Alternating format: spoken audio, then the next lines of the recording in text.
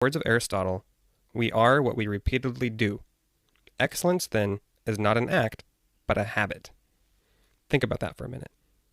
Excellence isn't a habit, it's intentionally the repetition of our behavior. And so if we want to improve our quality of life, if we want to improve the way we think about things, the way we respond to things, how we interact with others, we have to spend time observing, reflecting on those events, our behaviors, and especially our thoughts and interpretations around those events in order to improve not just our outlook, but our core beliefs around those events, which will manifest in our behavior. So when it comes to labeling our thoughts, it helps to think of these thoughts as common habits of unhealthy thinking. These are the things that we want to learn to label so we can catch them faster and then correct them. And the faster we catch them, the more we can mitigate the fallout of the skewed assumptions derived from them. As you learn to observe your thoughts and label them, you will likely find that you will gravitate toward distinct categories, and it is not uncommon for any one of us to have a particular pitfall we learn to guard against as we grow, meaning that we tend to have the same distressing thoughts that pop up over and over again, but unless we're really watching, we may not even realize they're repeating. The good news means that we don't have to look for 10, 20 different types of thought patterns. Really, once we figure out what our pitfall is, it's easy to catch it, and once we learn to challenge those thoughts, we're ahead of the game, because then we can see them coming. If you keep at it, you can learn to identify your unhealthy thought patterns faster and disrupt the negative behavior patterns that follow. The following categories are the most common harmful thought patterns. There are 11 general categories, but you can expound, and of course, you can label them whatever you want. They're your thoughts, right? So the first is catastrophizing. Yes, that's actually a word in the mental health world. This is a telltale sign of anxiety. You know you are catastrophizing when you are fast-forwarding 100 steps ahead to the worst possible outcomes, as if they were the most likely to happen, which prevents you from dealing with things as they come and maintaining perspective and proceeding mindfully, being able to consider all your options. So basically, catastrophizing robs you of the ability to be present and problem solve. So not cool. The next one is all or nothing thinking, which is often referred to as black and white thinking. There is no gray area. Things and relationships and people are labeled as either all good or all bad. Statements of the self are very concrete, such as I am unlovable or I can't talk about my feelings. The next one is negative fortune telling. This is similar to pessimism, but differs in that it is tantamount to the handicapped sense of pleasure predicting. With this thought process, it becomes very difficult to sustain any sense of motivation because everything seems pointless. This is oftentimes what accompanies anhedonia, a common symptom of depression, wherein the person loses interest in activities they used to enjoy. Because why go to that party you scheduled? Because it's not going to be any fun anyway, right? Even though you spent a week planning it. That kind of thing. Then there's pessimism. This is like assuming that the deck is stacked against you all the time, or that the dice of life are loaded. Practically, things are usually at least 50-50 in terms of their outcome, right? I mean, if we're being fair.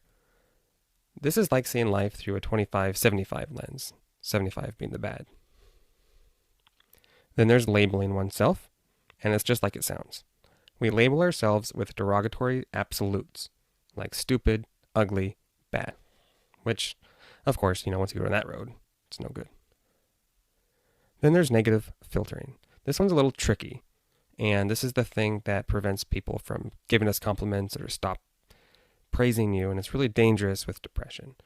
This is the act of minimizing positive feedback, but exaggerating any feedback that could be perceived as negative or critical. This often looks like being overly modest, right? Which you think might be a virtue, but it's not.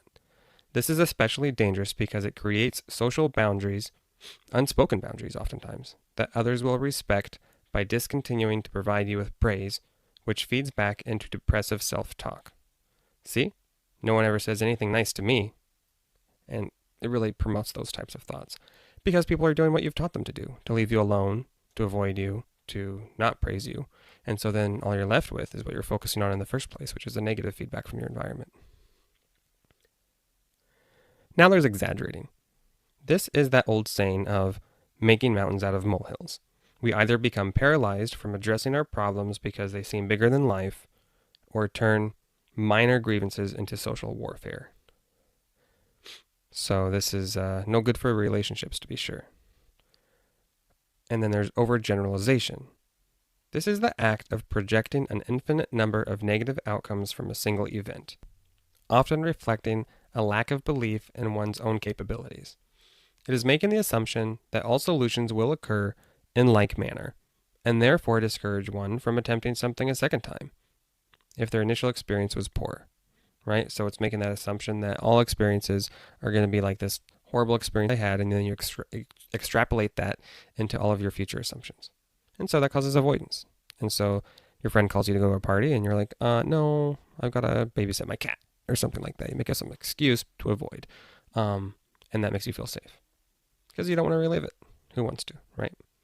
The next one is shoulding. This is the act of feeling obligated to do something, or self-imposed guilt for not acting according to your own expectations, leaving yourself feeling resentful, oppositional, or at the very least disappointed. So it's setting the bar so high for yourself that you end up shaming yourself, feeling bad, guilting yourself because you didn't meet your own standard, which really wasn't reasonable to begin with. And also taking all the credit. You assume that if something fails, it's entirely your fault, as opposed to looking at everything as shared responsibility. Next, we have blaming oneself. And it's just like it sounds. The belief pattern that all unfortunate outcomes stem from your own actions. You are always at fault, regardless of the circumstances. And lastly, we have mind reading. Very common with anxiety, but also with people pleasers and low self-esteem. Mind reading is assuming you know what others are thinking in relation to you, and it is a negative appraisal. This is also referred to as reflected appraisals in psychology, meaning that we anticipate what other people are thinking, and then that allows us to paint a picture of our own value based on other people's appraisals. So rather than starting with our own value, self-image as a baseline, we look to other people to tell us what our baseline is. This is the thing I used to struggle with probably the most and still do from time to time. And like I said, we all have our own thought patterns or pitfalls that we've struggled with. And mine was, and to some extent still is, mind reading. But I've become very, very good for the most part at catching it before it causes any damage. All right, so those are the 11 categories of unhealthy thoughts and thought patterns, and we could definitely deep dive into any one, but that'll give you some reference when you're tracking your mood to see which ones kind of creep up on you. Okay, so now application time.